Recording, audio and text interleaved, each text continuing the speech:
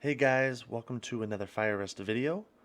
Today I will be going over the tier list of which survivors I think are the best, and hopefully it will help you to decide which DLC you would like to buy if you're not necessarily wanting to just buy all the DLC at once like I like to do. Make sure you like and subscribe to this video, and let's get into it.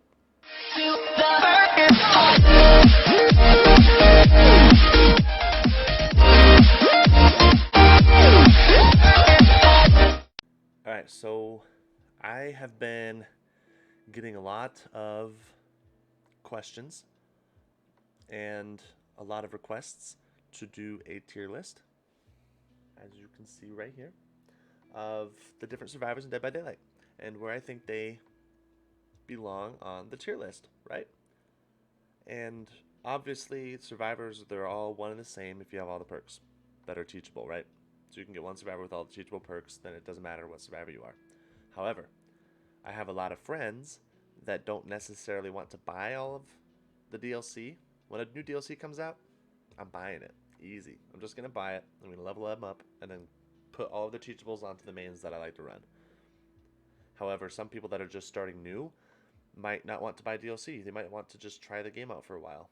And if they're leveling up the wrong character and getting terrible perks, they might not enjoy it as much as everybody else does that has all the perks in the game, right? And maybe they want to buy one or two DLC, and it's always, Fire Rest. Which DLC should I buy? Which operator? Which character should I buy? Um, and it's all about preferences, right? So some people like to run Mimi builds, like I do. Some people like to run tryhard builds, like sometimes I do. And some people just want to throw a freaking pebble at the killer for no reason, right? Like it all just depends on who you are and what your play style is. Now, I'm just going to go along and make this list. Uh, Basically, how I think. So, what I'm going to say is from S tier down to F tier, where these survivors belong based on the perks that they have, right? That come with them, just their little kit. So, we'll start with Dwight and we'll see how this goes. All right, let's start with Dwight. He has Bond, Prove Thyself, and Leader. So, in my opinion, Bond is decent. Prove Thyself is very good if you're trying to gen rush. And Leader, it's kind of a selfish perk, but it can help you to, you're unhooking, getting unhooked faster. People are healing you faster. So it could be a strong perk if you don't want to waste so much time, right? So if you're running like a Leader, Prove Thyself, I guess, sure. I'm going to say we're just going to put him in B right now. I think he has one pretty strong one, and the other two are only okay. We'll keep him in B. All right, we'll go to Meg. Quick and Quiet, Sprint Burst, and Adrenaline. Already, I'm going to put her up in the S tier, right?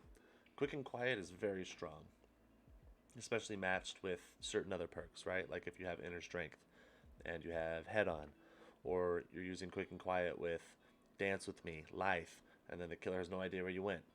Like that, even if you're using Quick and Quiet with Deception, right? There's two lockers next to you. You make one, you do a deception on one of them, and then hop in the other one, and then the killer has really no idea. And by the time he opens up the first locker and then he goes to check the other locker, your head on's already active. So then you just bam, head on, bamboozled. Um, Sprint burst is very strong.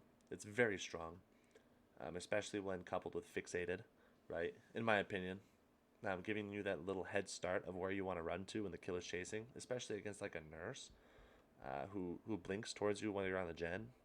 All of a sudden, she now is exhausted, and you're 5 seconds away. I think that's very strong. Um, Adrenaline, also another crazy strong perk. All the gens are done. You're now fully healed, and you're running for 5 seconds. It's a 5 second sprint burst, and you're fully healed. That's insane. That's very strong. So far, the original characters without buying anything, Meg is up there in the S tier. Let's go to Claudette. Empathy, Botany Knowledge, and Self-Care. I'm going to keep her down here in B. Kind of with Dwight, right? Botany Knowledge is a very underrated perk. Not a lot of people run it, and I don't know why. You run Botany Knowledge with a medkit, you're healing yourself 4 times with one medkit. Come on. That's way strong. And you're healing 33% faster, not on just yourself, but with other people. Come on. That's way strong. Empathy, is okay. I have a buddy that likes to use empathy, uh, so he knows basically where the killer's at, right? So somebody gets injured while they're in chase, right? He automatically knows basically where the killer is. Um, so he uses it more like a defensive perk rather than I'm going to help you out perk. It's kind of funny. And self care, I'm going to put it in C because of self care. Self care should not exist. Jake Park. So he has Iron Will, Sabotage, or Saboteur, and Calm Spirit. Iron Will is incredibly strong. I want to keep him in A, strictly for Iron Will. Saboteur, it helps with Mimi builds, right? Like if you're running Breakout and Dead Hard and Metal of Man, that type of stuff, right? And you have a really good toolbox. You can be very altruistic and help the killer or help the survivor escape from the killer's grasp while he's carrying you. So it's kind of a meme thing. It doesn't really work very often unless all of you are running it. Then that's really fun and it's really funny. You have a good time. The killers usually have a great time because you're not trying to win. You're just trying to see how many times you can break somebody out of the grasp, right? So I find that hilarious, but not really good. Calm Spirit is also fun. Just when you're playing against the doctor or if somebody has infectious fright, right? You don't scream. It's not really that great of a perk. I mean, it counters spies from the shadows. So when you're running around, you don't alert crows, which can be good if you're coupled with Iron Will. So you're actually being really sneaky. But it's really not that. It's not a super great perk. But Iron Will is. Iron Will is insanely strong. I want to keep him in A. Now, Nia Carlson. Balanced Landing got nerfed. Urban Evasion, it's kind of a selfish perk. And Streetwise, I want to keep her at C. Right? Urban Evasion, you're crouch walking around at basically walk speed. So it's not like the greatest thing in the world, but it can get you out of sticky situations. It's done it for me multiple times early in the game when I wasn't comfortable. So maybe it's a good beginner perk when you're just starting out, but it's not a helpful perk to your team. Streetwise, coupled with Built to Last, and you're using a purple flashlight with double batteries. It's kind of a meme thing. Like it doesn't really. It's not the greatest unless you're basically running a toolbox and everybody else on your team is running toolboxes and you all jump on a gen at the very beginning with that all start the trial together offering, right? You can get a gen done instantly, and it's actually pretty funny, but it's not good. It's not good. I want to put her down to D, but we'll keep her at C for now. Let's go with another guy that you get for free from the game, and that's Bill. If you're on PC, you get Bill for free, right? Fairly certain. Now he has Left Behind, Borrowed Time, and Unbreakable, or maybe you don't if you're on PC. I can't remember. I got it on PlayStation first, and I think I didn't have Bill, and I got it on PC and I had Bill. So I think I have Bill for free. Left Behind, not a good perk. You can see the hatch when you're the last person alive. Big whoop. The killer's probably going to find it before you and close it anyway, right? Unless you're super lucky. Borrowed Time, incredibly strong. That's probably one of the best perks in the game, in my opinion. Unbreakable, that's a very crutch perk. If the killer likes to slug people and you're running Unbreakable and all of you are down on the ground, like say you have 3 on the ground and one person is just getting picked up to go get hooked, she picks up another person, you Unbreakable, go take them off of the hook, and then you double team that one guy on the ground, or Unbreakable, get the guy off the ground, go save the guy with Borrowed Time off the hook, game has now restarted. So Borrowed Time, Unbreakable, insane, very strong. Definitely be leveling up Bill. Another free person is David King. So he's running We're Gonna Live Forever, Dead Hard, and No Mither. Dead Hard is very strong. No Mither is trash. We're Gonna Live Forever isn't like the greatest perk in the world, but you're getting 100% bonus blood points at the end of the game. If you're first starting out, David King is by far one of the first you want to level up. Just for We're Gonna Live Forever, right? Just level them up to level 30. Get it teachable, and then put it on somebody else. Who cares? You want We're Gonna Live Forever for those blood points. Late in the game, if you've been playing for 400, like maybe 500 hours plus, We're Gonna Live Forever. It's just blood points that you don't necessarily need, right? I've played for 800 hours. I have all of my survivors level 50. A few of them are prestige 3. I don't recommend prestiging. And like 4 of them have all the perks in the game. I don't need anything more than that, I don't. If I want to save up blood points and spend them on my killer, sure, I'll run We're Gonna Live Forever. Dead Hard resets a loop, you know. I don't know how many times I've used Dead Hard to get out of a bad situation, to reset a loop. I was about to go down, so many times you're about to go down, and then you're just dead hard to a window, and now you're able to make it. Or dead hard to a pallet, and now you can throw the pallet, and you're back alive, and you're basically resetting the loop, especially if the killer decides to break Bloodlust. But at certain walls, and at certain pallet loops, you have to break the pallet. Otherwise, it's basically an infinite. It's insane. So David King is definitely S tier. Level him up for Dead Hard, and for We're Gonna Live Forever. No Mither could be fun, I guess, if you're wanting to see if you can survive while being injured the entire game. Run it with, what is it? Run it with Resilience. Run it with Dead Hard also. What else did you run it with? Unbreakable, so you can heal faster. I mean, you can get off the ground whenever you're slugged, but that's hardly ever going to happen. If the killer sees that you're broken, they're not going to let you just be slugged and walk around or crawl around, because they know. Killers know that you can get up from the ground infinite times, so good luck. Who else is free? I don't think anybody else is free, so I think we hit the main free characters. And if Bill's not free, we should probably just buy him anyway. Let's go to Laurie Strode. Sure, let's go to Laurie. Soul Survivor, Object of Obsession, Decisive Strike. So before, I would put her up here as S tier. Decisive Strike, just by itself. They're nerfing it into the ground. Again, right? It's still going to be a powerful perk. People will still run it. You'll still see it. But you won't see it as much from the top tier players, I don't think. Because it's just going to deactivate almost instantly when you're not being chased, right? So with her other perks, Soul Survivor, you're basically seeing your aura can't be shown to the killer within a certain amount of, like within a certain range for each survivor that dies, and that range extends for every dead survivor. So you're basically becoming more and more invisible as the game goes on if you're surviving, but it's really not that great, right? Soul Survivor's not that great. Object of Obsession can be a dick perk.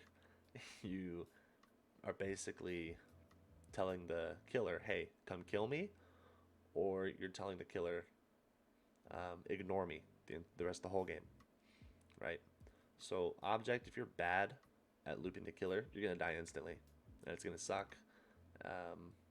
If you want to get good at looping the killer, run Object, so that you're going to be seen all the time, so you're forcing yourself to learn how to loop.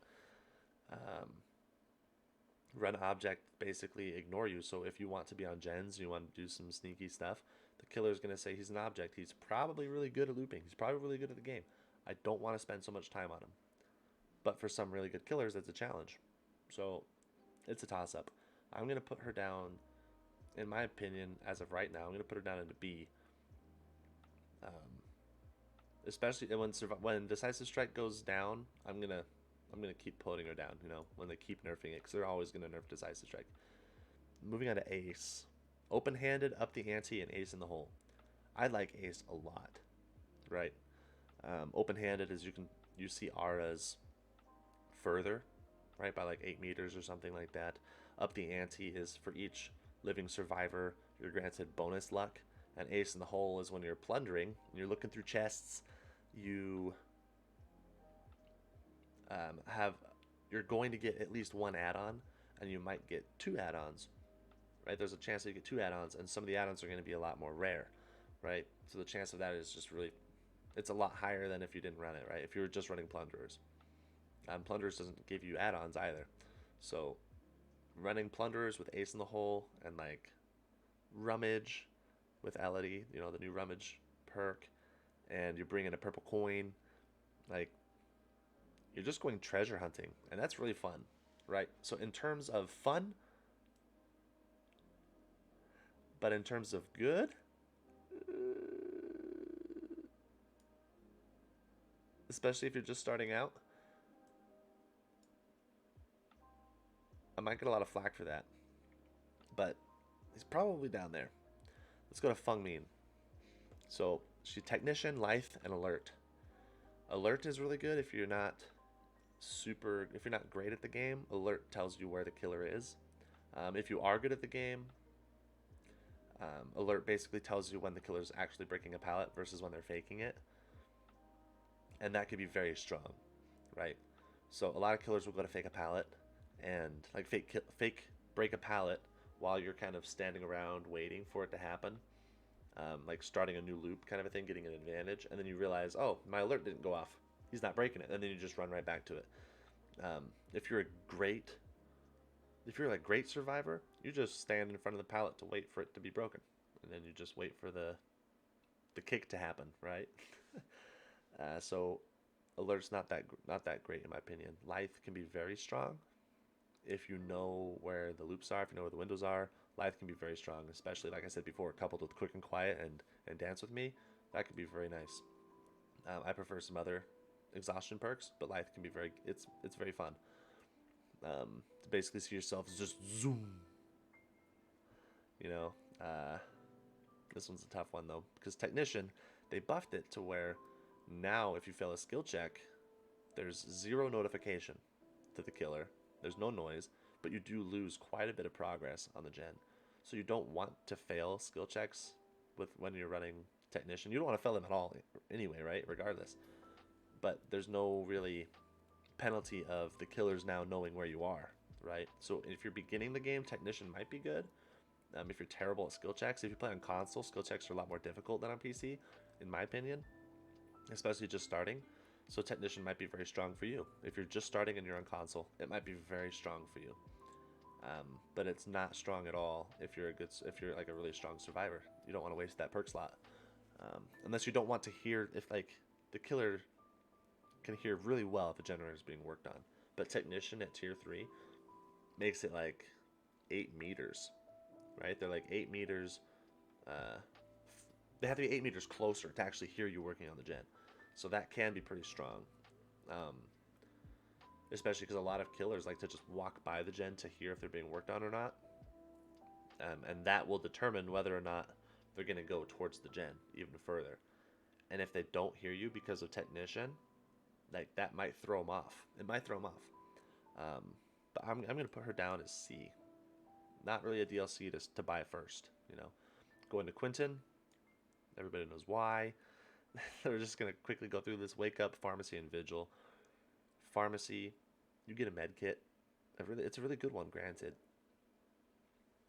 You open up chests 80% faster, so you're getting a med kit faster. Why not just bring a med kit? You know? Vigil. I really want to build a good vigil build, just to try and make it somewhat viable, but it's tough. If anybody else has ideas out there, please put it in the comments, because I want to use vigil really badly. You know, like I'll run like sprint burst with fixated and vigil, just because I want to be able to get my sprint burst back faster, right? But I mean, if you're running around with your friends, that extra, what is it? So you're at 40 seconds if you're at tier 3 for your exhaustion to replenish itself. And I think vigil makes it come back like 20% faster or something like that. What is it? So now it's like 33 seconds instead of 40. I don't do the math. You're going to make fun of me. That's okay. I just don't think like 7 seconds is necessarily worth running vigil. And then of course he has wake up, which wake up can be fun. You open the gates a lot faster, and you can see where the gates are, so there's no questioning where the gates are. But if you're a good survivor, you know where the gates are. If you're paying attention, let me step back a little bit. If you're a good survivor and you're paying attention, You'll know where the gates are. You know the map layout already because you've been running around the entire game. You know the layout. You might even have seen the gates while you were running around because they're there the whole time. So wake up. It's mainly just used to try and get out faster. Run wake up with resilience and maybe don't run adrenaline so you can stay injured. I don't know. Or run it with for the people. Make somebody else healed fully and then go open the gate. I don't know. I don't know. Bad character to buy. Bad.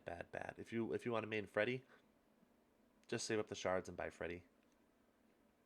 You know, don't waste your money on him. But if you want all the characters in the game, sure, do it. Detective Tap. All right, let's go to this guy. Tenacity, Detective's Hunch, and Stakeout. Tenacity. I like to run a build where I run Tenacity, Unbreakable, Flip Flop, and Power Struggle because I love the idea of smacking the killer with a pallet by myself while I'm being carried. Like right when I get picked up, even because I'm already at a pallet. I've done it 4 times in one game against the twins, even because the twins. She downs me with Victor. I make sure when Victor's coming and I'm injured, I just try to loop around a pallet. A lot of times to counter Victor, you want to throw the pallet and then loop around it because it's a lot more difficult for him to jump over it because a lot of times he gets stuck on the pallet, right? But I like to keep it up because then she has to waste her time instead of looping her for a second and then kicking Victor and her coming over. She downs me. She drops Victor. She has to walk all the way over. And I'm already recovered. And I'm under the pallet. My power struggle is there, active. And then bam, smack, you know? So I think that's really fun. It's not just against the twins. That's just the example that I have. But I've done it many times against other people, like the Blight. Even the Doctor I've done it against. It's fun. Is it good? Not necessarily. Tenacity, it's fun. It's not that great. Detective's Hunch can be very strong. You know where the gens are, you know where the chests are, you know where the totems are, right? Um, Run it with a map, and all of the stuff that Detective's Hunch locates, you now see that. You see it all on the map when you generate it. So if you bring a map that and you put like the little glass bead or something on there so all survivors see it, you finish one gen with Detective's Hunch, and now everybody sees just a plethora of items. Like, it's insane. It's really powerful. And Stakeout, if you're within the killer's terror radius, you get tokens. And each token grants a great skill check when you hit a good skill check. If you hit a great skill check while you have tokens, it doesn't consume a token. So it could be very good if you're going for great skill checks.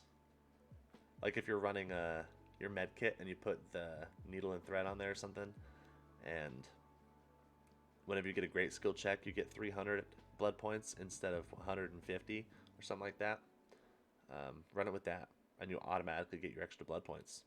You know, easy survival blood points. I'm gonna put him up in B for right now because I like Stakeout a lot. But not Stakeout, sorry, Detective's Hunch, and I do think Tenacity's okay. Like, it's okay. Stakeout, not the greatest, especially if you can hit great skill checks. Kate Denson. Dance with Me, Windows of Opportunity, and what else? Boil Over. Boil Over, not so great. Windows of Opportunity, amazing, especially if you're brand new. Even if you're a good survivor, just knowing what pallets are up, where the loops are, where the TLs are, like without having to even think about it. You just know because you see it. Maybe you haven't been chased for... You did 2 gens and your whole team has been chased, and you have no idea how many pallets were thrown. Well, now you do. Easy as that. Dance with Me can be very strong in certain situations. Very strong. You're mind gaming the killer like crazy with Dance with Me because he hears you vault, and now your scratch marks don't lead anywhere. Like I said, especially with Quick and Quiet though, even better because he doesn't even know you vaulted a window, and you have life, and you just sprint around the corner going somewhere else. It's like, where the heck did he go? It's insane. It's insane. I think it's crazy. Or you vault really quickly while Quick and Quiet's still in, like it's still not active, right? Like you can't use it yet.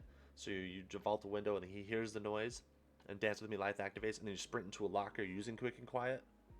That's a little more big brain. That's a little more difficult, but it's doable. And there's no reason for you to be in that locker. He heard you vault. He knows You should have been at a vault location. I don't know. Maybe I'm wrong. That's happened a couple of times.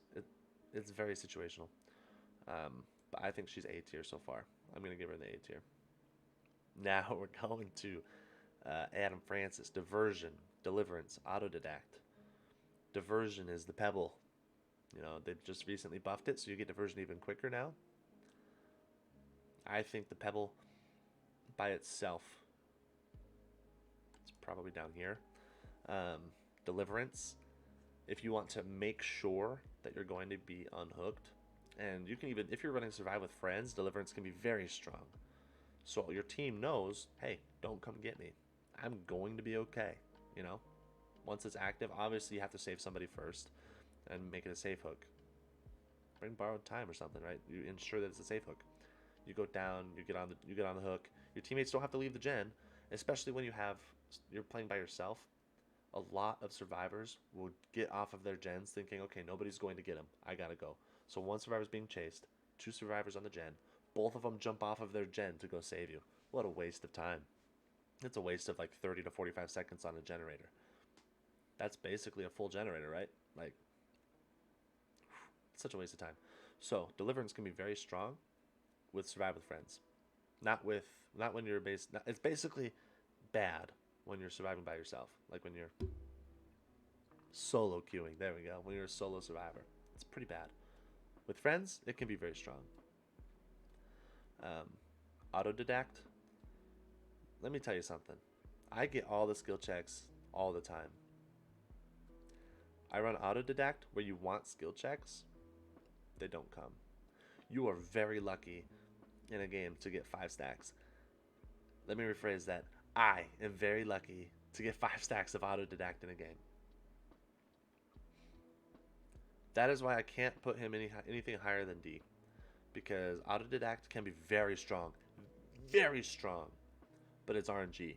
It's very RNG. Even if a killer's running Sloppy Butcher and I'm the only one healing him, I get 1 skill check on that person.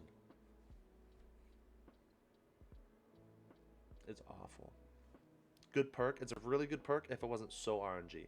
If it was like the pig traps where you're guaranteed like 3 perks per heal, or even if you were guaranteed, not perks, 3 skill checks, even if you were guaranteed 2 skill checks a heal, how amazing would that be? Right? Or like the doctor, it's guaranteed that you're gonna get at least 3 skill checks while you're doing it, right? It's like every 0.7 seconds, or is it what, every second and a half? I don't remember. It's like right in there between 0.7 and 1.5. You're going to get a skill check. If autodidact was like that, boom, I'd put him right up here for everybody to use autodidact all the time.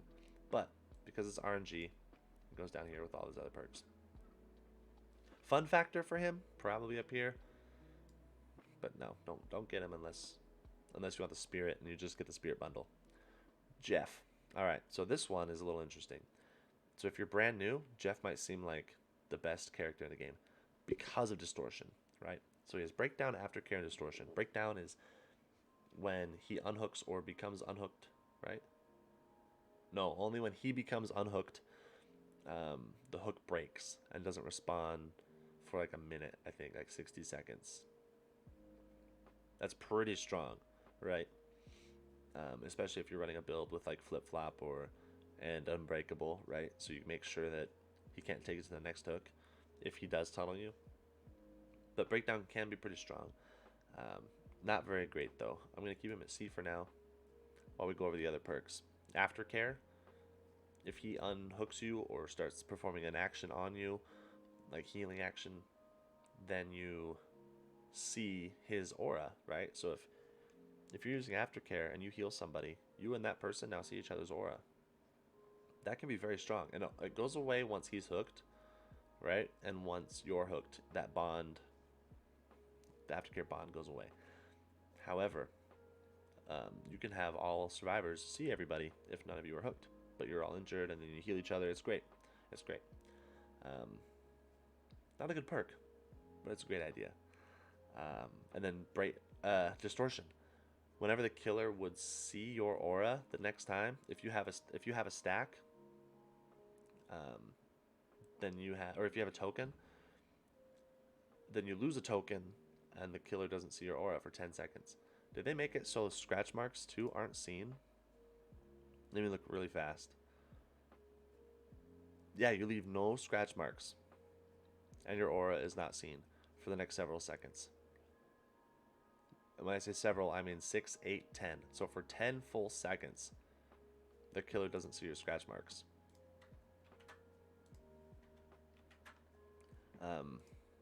Nor do they see your aura. Very strong. That seems very strong. Now think about it. You have 3 tokens. If they have barbecue and chili, they hook 3 people, and you don't go to a locker. Boom. So what? Like the best thing to do, right? Is somebody gets hooked. You see that your aura is supposed to be shown, so distortion activates. Now you know. Okay, they got barbecue and chili. You tell that to your whole team. Everybody now knows for sure. So now everybody's gonna hop in lockers, do whatever, right, to ignore it. And if you're hopping in a locker with distortion, the next time barbecue and chili would activate, you don't lose a token because your aura wouldn't have been shown to the killer, right? It's also a good way to know they have nurses calling. You start healing, and then the killer starts to walk remotely close to you, and then your token goes off. You lose a token, you automatically know. All right, nurse is calling, and now you tell your whole team, nurse is calling. Obviously, if you're solo queuing, you're solo surviving, you can't tell your team, so it's not going to be like the greatest perk. You're not going to be able to utilize it to its fullest potential. But if you're running with a team and one of you has distortion, that could be very powerful to relay to your team. Like, you don't have to know, or you don't have to think, oh, they got nurses calling.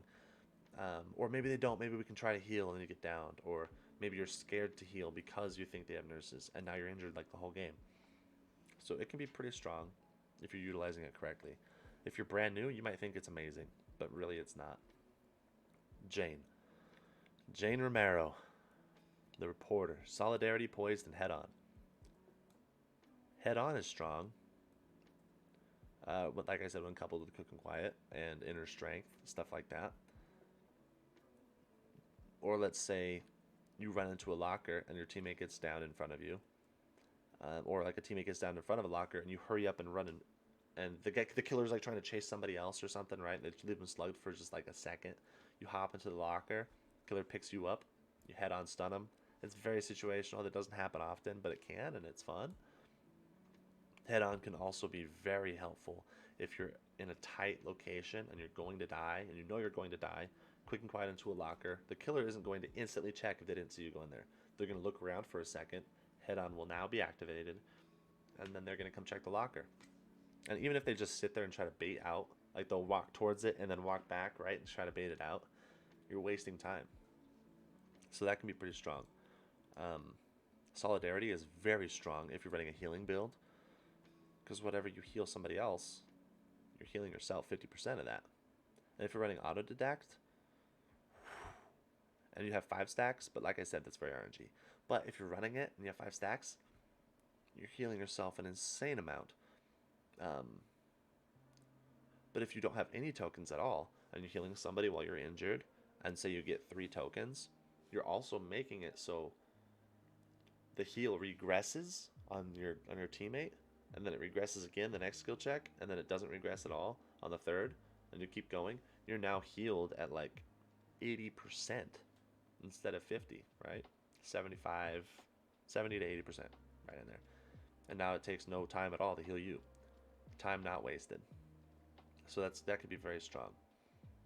Obviously, if you're running a healing build like with botany knowledge and desperate measures, stuff like that, and you're healing your teammates, you're healing yourself way fast too. It's pretty good. It's pretty strong. Poised. Whenever a generator finishes, you have 10 seconds to not leave scratch marks. If you're mid chase and another gen gets popped, then yeah, that could be pretty strong. If you're in a loop, that could be pretty. That's a very strong dance with me. Very strong. It used to be bad where you had to be the one to finish the generator. So I'm very glad that they changed that. But you still don't see anybody running poised at all, because it's really not that great. Maybe coupled with other perks, it could be great. But like I said, reason Kate's above her, windows of opportunity. Strictly the only reason. Ace. Easy F tier. Easy F tier. Flip flop. Killers are going to pick you up almost instantly. You know, as much as we want them to wait, they don't. Buckle up. You have to heal somebody off the ground or be healed from off the ground. Again, killers don't necessarily like to slug and leave you there. Some do, but it's one of those where you run it so much and you never get to use it. And by the time you're like, okay, fine, I'm going to take it off, the next game is the one game out of 20 that you're like, man, I should have kept it on. You know, that's the only time. And it's very unfortunate that that's the case, but that's the case. Medal of Man, you have to get hit 3 times. You have to get 3 protection hits for it to activate. And then on the fourth hit, no, let me take that back. 3 protection hits for it to activate. And once it's activated, the next time a hit would put you into the dying state, it doesn't. That's pretty strong if the killer thinks, oh, I got you now, smack, and then you're still up. That's a surprise. That's a big surprise. Does it put you into the borrowed time state? Like, does it make you... Let's see. I want to read that real quick. It will be ignored. Oh, okay. The survivor is protected by the endurance status effect. Okay. So, basically gives you borrowed time. So you can't use it and then use a styptic and get hit for a 4th time. Can't do that. Or a 3rd time, can't do that. Unfortunate, but that'd be broken. So, not great. It's fun, like I said, if you're running it with like a sabotage build, but it's really not fun. I mean, it's really not good. It's not strong. I've ran a build where I did like a mom build, Medal of Man, and I probably ran it 15 to 20 games, and I wasn't able to use it once. And it's not because I'm not good or I couldn't run it. It's just so situational, and you're wasting so much time trying to get those protection hits and not doing generators, not doing totems, like being a good teammate. You're wasting a lot of time. So he's not good. He's fun because he says, "Look who's shitting in the tall grass," and crap like that. You know, he's got the lines, but he's bad. He's very bad. Is he as bad as Quentin? Yes. Nancy. Oh, I want to put her up here. So with Nancy, better together, fixated, inner strength. Better together is okay. Sometimes if you're new and you're being chased and you see somebody like a generator highlight in yellow, you're going to think, run into the generator. And hopefully the killer will chase that teammate, right? Like it's kind of a dick thing. It backfires on you. Better together likes to backfire on you when you're playing against survivors that aren't very good. But it does help a lot when you're playing it with survivors that are good because they're going to try and ignore it if they're in chase. Unless they're just feeling one of those moods to cuck you over. Fixated, I like it coupled, like I said, with Sprint Burst a lot. You see your scratch marks, doesn't really bother me. The only really good thing about that part is now you know for sure if the killer saw your scratch marks versus like thinking, did my scratch marks go away? Does he know I'm here? A lot of people will think, man, he saw my scratch marks, he knows I'm here. When in reality, your scratch marks are actually gone already. And because now you kind of panicked and you tried to run and the killer wasn't even seeing you, they now see your new scratch marks, right? So it can be kind of strong, but if you're running it with Sprint Burst, you don't want to waste it. So you're probably going to be more conscious about it. That's just me. And inner strength is very strong. Break a totem, hop in a locker, you're healed. Very strong. I say she's one of the better survivors to get to purchase DLC with. So I'm going to put her in front of Kate. Steve. Oh boy, is Steve awful. Babysitter camaraderie and second wind. Boy, is he awful. Main BE. So, babysitter, you take somebody off the hook. Your aura is shown to the killer. And you see the killer as well. The guy that got off the hook now leaves no scratch marks. And the aura can't be seen by the killer for a certain period of time. If you're an altruistic build like that, sure, I guess. It's not good. It's not a good perk. It could be one of those things where you take them off the hook and you see the killer's way far away. You're like, okay, now I have that information. I can heal you safely right here. Or it's they're like right in between and you see that they're coming your direction. then just the other guy can run away and you run towards the killer. You can like start finding a new loop to go to. It's information gathering, but it's not good information gathering. There are other books that are way better. Camaraderie is basically your struggle time. Like the hook timer pauses when the survivor is within a certain range while you're on the hook. So if you're dead hook, or if you're not dead hook, but if you're on your second hook and people want to save you and the killer's just waiting out, camping because you're the last person on the hook, it gives your team so much time to hatch up a plan on how to save you. So that can be okay. But it can be.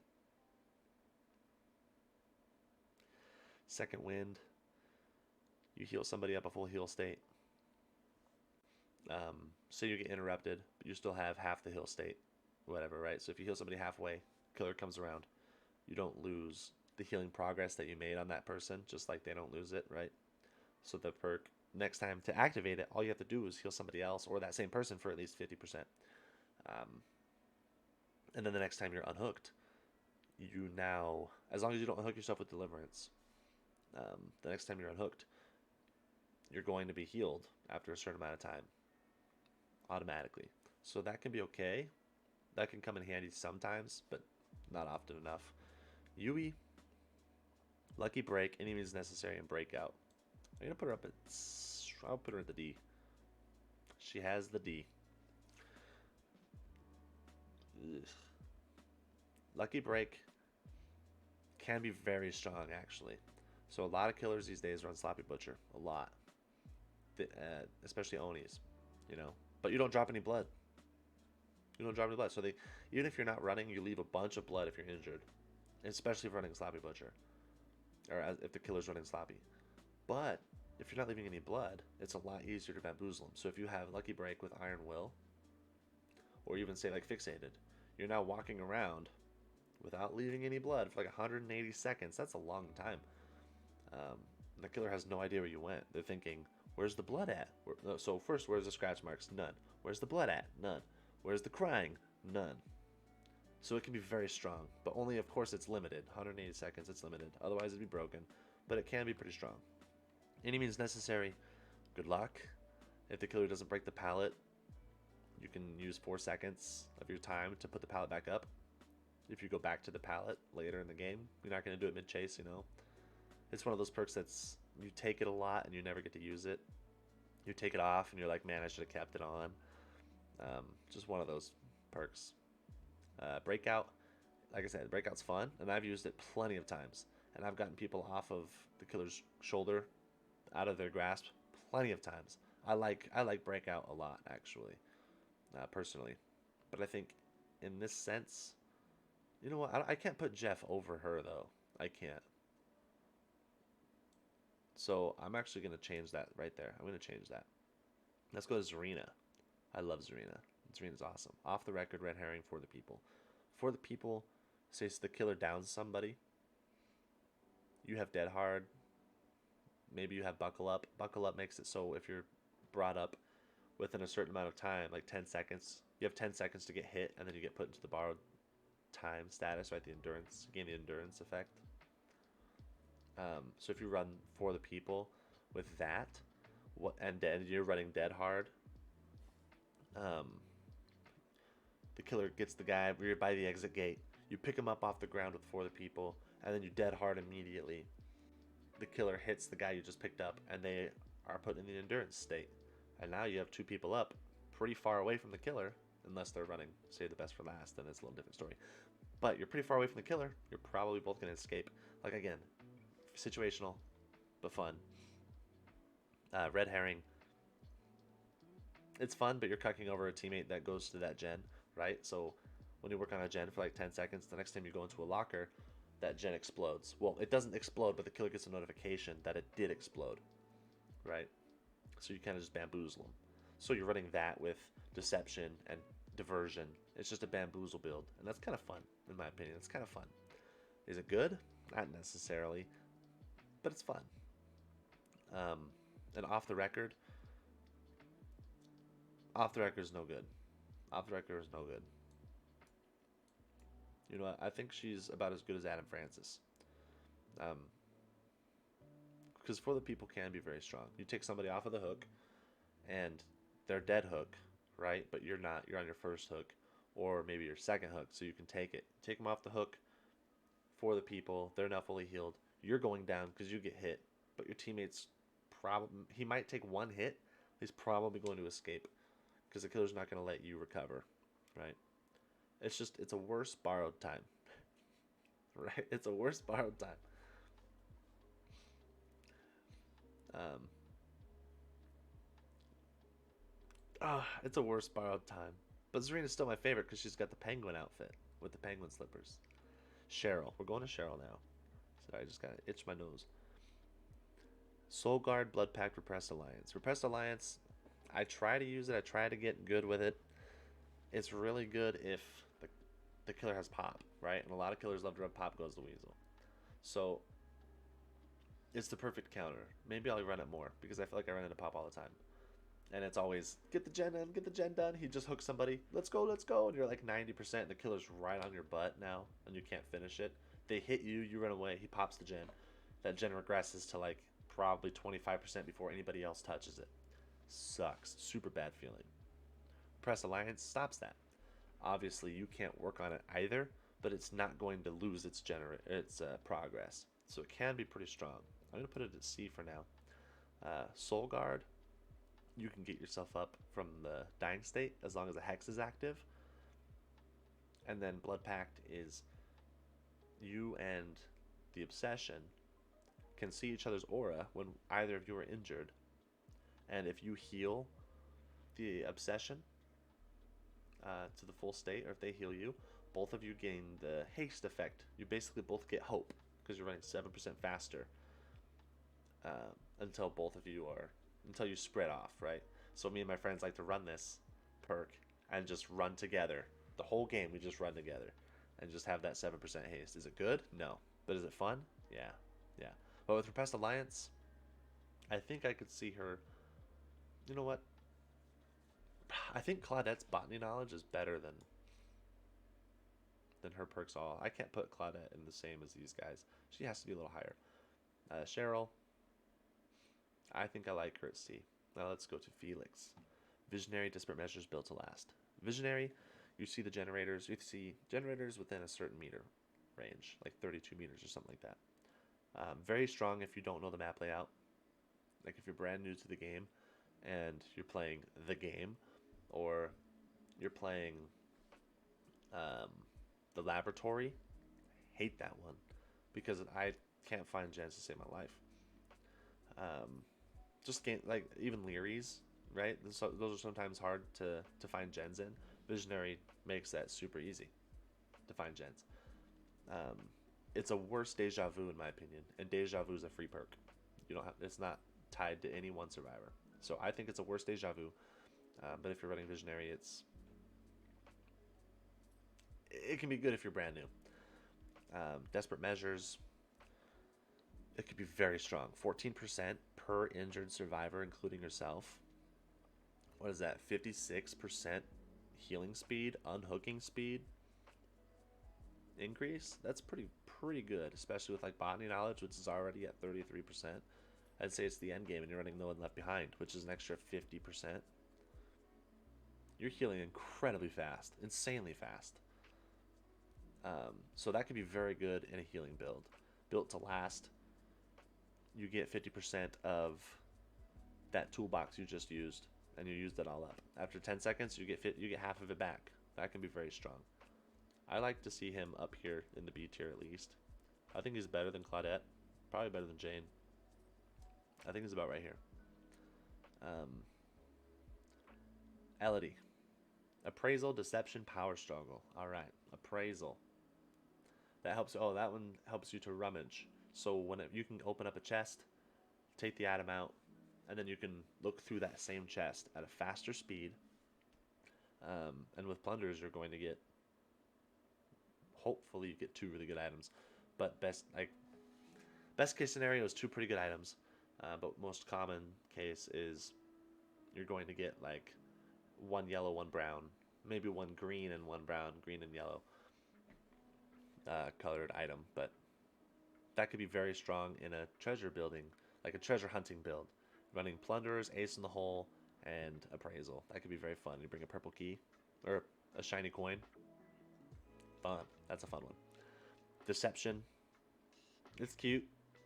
Throw the killer off for a second. You don't leave scratch marks after you fake open a locker, right? You just run by it. It opens and shuts. Killer thinks you're in there. You don't leave scratch marks for 3 seconds. It's a fun. It's decepting, right? It's deception. Power struggle, like I said, it's not that great. It's not that great, but it's fun when you're putting it in a build. So Elodie, she's probably going to be out down here with E with these guys, like with Ace. She's going to be with Ace. She's not good, but she's fun. She has a lot of fun perks. So I think last minute touches.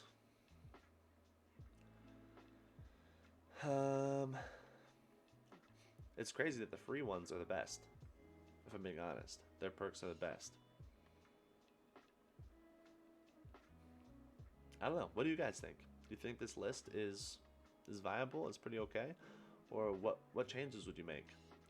Honestly, I think this is pretty strong. I mean, I only have 800 hours in the game, and I know some of you probably have like 6,000 hours. You know, an insane amount. But what would you think? I think if I'm gonna buy a DLC character, I'm gonna buy Nancy or Kate first, because they're pretty strong, especially if you're soloing. If you're playing with your friends, next person I would buy, I mean, I guess it doesn't really matter. Play solo and then just talk with your friends, you know. But yeah, this is my list, and I hope that the next time that you play this game, you make some builds that are fun and not necessarily try-hardy. Obviously, try-hard can be fun for some people because you want to win, you want to survive. However, in my opinion, not enough people actually enjoy this game. When I go onto Reddit and subreddit, the subreddit for this game, Dead by Daylight, the community is so toxic. And every post is about how toxic the killers are, how toxic the survivors are. And they're just, how much I hate my life and I hate this game, but all I want to do is play this game. You know, that's not how it should be. Stop sweating so hard. Stop trying so hard, and just have some fun. You know, just have fun. If one person survives because of something you did, that's a win for me. If I die, but I helped one person get out, that's awesome for me. I love it. I love it. I will always sacrifice myself for another teammate, even if they're solo or if I'm playing solo. I don't care. I love this game, and not a lot of people can actually say that. You know, I have fun. I genuinely have fun playing this game. If that's not you, stop sweating. Put on diversion, put on deception, put on red herring, and put on whatever fourth perk you want, like dead hard or whatever, an exhaustion perk, and just try to bamboozle the killer. Just bamboozle him. See how many times he checks the locker you did deception with. See how many times he checks the location where you threw that pebble. Check how many times he runs over to the generator that you just red herringed. That would be awesome. Or run Repressed Alliance too. Make sure the generator's locked, and then go to red herring, or then go do the red herring. Killer's gonna be like, what? Like, just gonna be confused. Like, why is this gen like this? What's going on? You know, it's making the killer confused is one of my favorite things in this game. If I make a build and I'm able to pull it off even once, that's a win. I had fun in that game, you know? Just because I don't survive doesn't mean the killer's toxic. Doesn't mean that my teammates are shit. It means you just didn't live that game. Sometimes that happens. You literally can't win every single game. And when I say win, I meant survive. But winning for me is pulling off my build once. You know, find out what winning is for you. But like, don't try to think about it too much, you know? And just have fun with it. I appreciate you guys watching this video. I hope the next time you guys play this game, you actually enjoy it. Make some builds. Post your builds down in the comments. You know, let me know what they are. and I'll try them out, and I'm going to try them out while I'm streaming. So stop by, and let's have fun. All right, everybody, take care.